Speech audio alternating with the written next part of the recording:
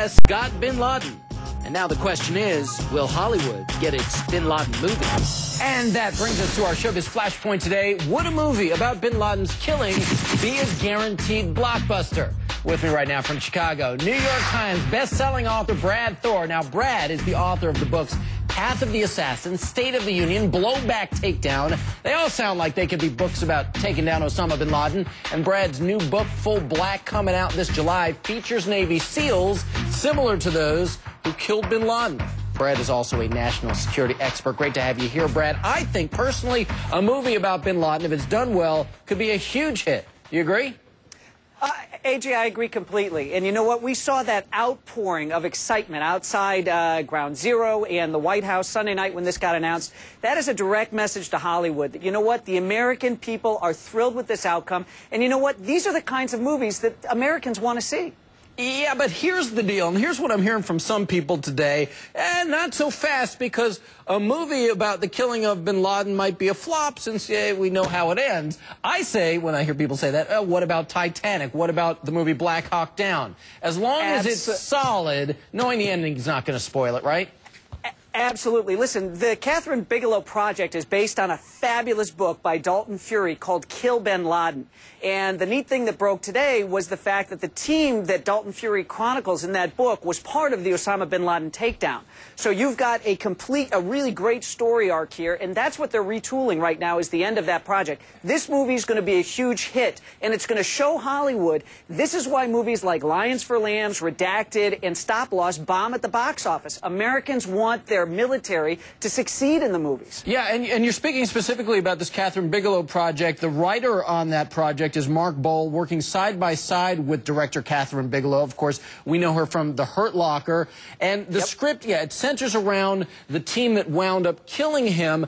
And when I think about that, I can't help but think about the White House photo of President Obama. There it is right there. The look on his face, the look on Secretary of State Hillary Clinton's face as they were watching the SEALs bring Bin Laden to justice in real time, Brad. I mean, I think this movie really has the potential to fill us in on some of the missing pieces of the story and perhaps some things that will really never be revealed by the government.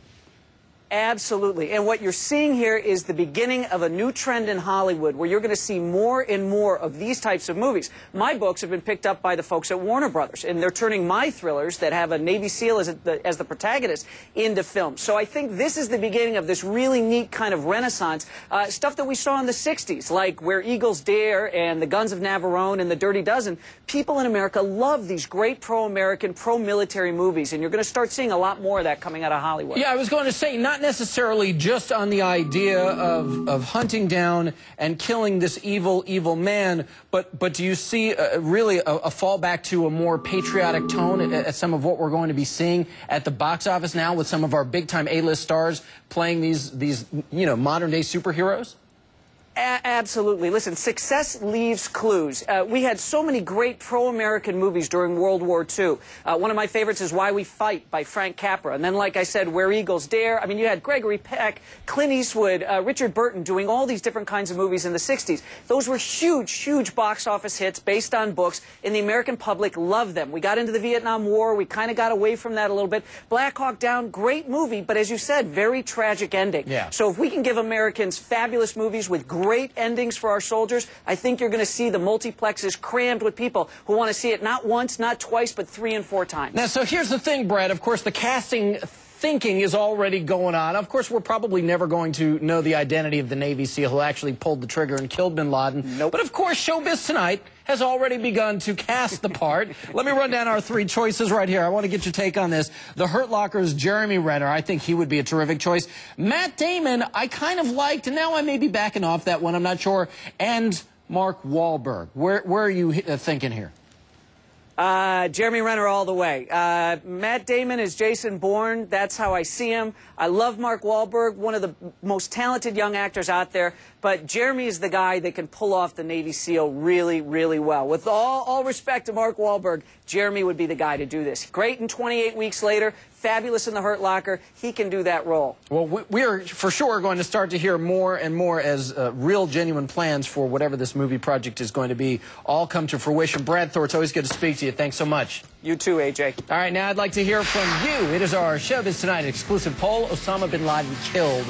Will the Hollywood movie be a blockbuster? What do you think? Yes, the story is made for the big screen. No, we already know how the story ends.